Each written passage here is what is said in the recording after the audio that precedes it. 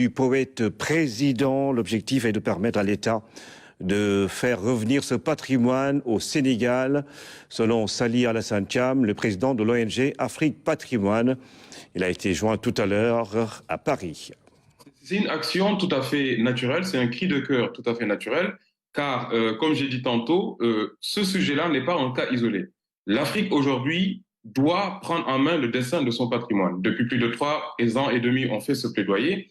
Et c'est tout simplement malheureux de voir la bibliothèque du père fondateur de la nation sénégalaise, la bibliothèque d'un grand homme de culture qui est le président Léopold Sédar Senghor, être dispersée un peu partout dans le monde, qui est un joyau, qui est un patrimoine, qui est tout simplement quelque chose d'extraordinaire dont l'État du Sénégal ou bien même les pays africains doivent pouvoir se bénéficier. Parce que Senghor est certes a été le premier homme politique ou bien le premier président de la République du Sénégal, mais il est aussi un homme de culture multidimensionnel qui a traversé les océans, qui est connu un peu partout dans le monde.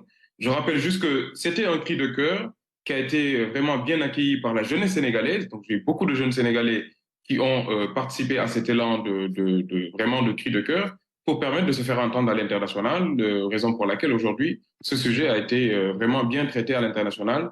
Et on vient d'obtenir une nouvelle de la part du chef de l'État, Monsieur le Président de la République, Diomaye Diakhar Faye, comme quoi il a instruit l'ambassadeur que je salue de passage, mon grand frère, Monsieur Maguette Sey, de stopper, c'est-à-dire de suspendre la vente aux enchères. Ce qui ne veut pas dire on ne crie pas victoire tout de suite. Ce qui est important de relever, c'est que ce problème doit être traité à la source.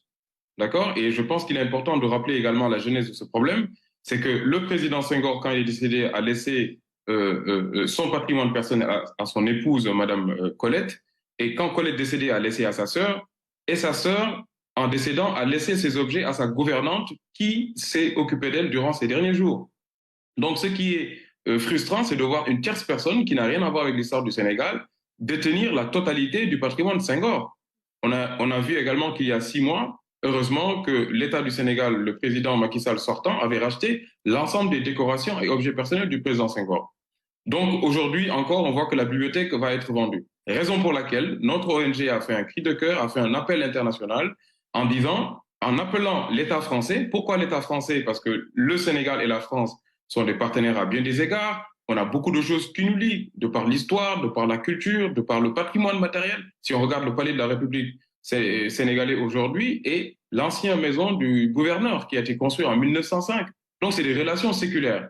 Et je rajoute également que la promotion du président Emmanuel Macron à l'ENA s'appelle Léopold Sédar Senghor. Rien que pour ces actes-là, on a fait un appel au président de la République de la France de prendre ce sujet et de le traiter dans le cadre de la relation bilatérale culturelle qu'ils ont avec le Sénégal. Dans un premier temps, ce qu'il est important de noter, c'est que là, on a gagné la bataille, on peut le dire, humblement, avec vraiment l'accompagnement de toute la jeunesse sénégalaise. Il y a eu un cri de cœur des jeunes Sénégalais qui se sont concernés de voir ces patrimoines-là être dispersés un peu partout dans le monde.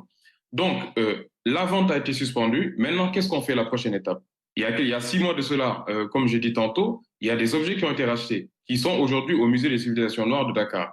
Maintenant, ces livres-là, ces ouvrages, si on les achète, qu'est-ce qu'on en fait? C'est des vraies questions qu'on doit se poser. Quelle vie donnera-t-on à ces objets? Qu'est-ce qu'on doit faire de notre patrimoine? Nous, depuis 3 ans et demi, on travaille sur la question de la restitution des objets culturels, sur lequel le président de la France a permis de réussir des impensés. Parce que depuis plusieurs années, des États africains faisaient des demandes et obtenaient automatiquement des fins de non-recevoir.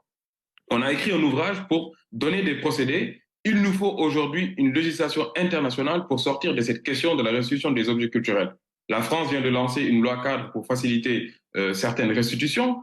L'Afrique aujourd'hui doit aussi prendre ce sujet à bras le corps, proposer des solutions, travailler de fond en comble. On a des juristes, parce que c'est aussi un débat des idées. On a des intellectuels qui sont vraiment rompus sur ces sujets, qu'on doit pouvoir rassembler. Je cite Felwine Sarr, qui avait beaucoup travaillé sur le sujet avec une universitaire française, Bénédicte Savoie. Ils ont proposé des solutions. Maintenant, il faut une volonté politique là-dessus.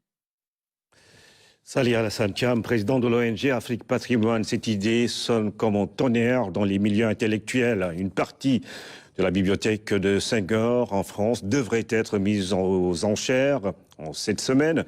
Qui pour acquérir ces précieux ouvrages, l'État du Sénégal s'est engagé dans les négociations afin de ramener ce patrimoine au pays à quelques heures de l'ouverture justement de ces enchères.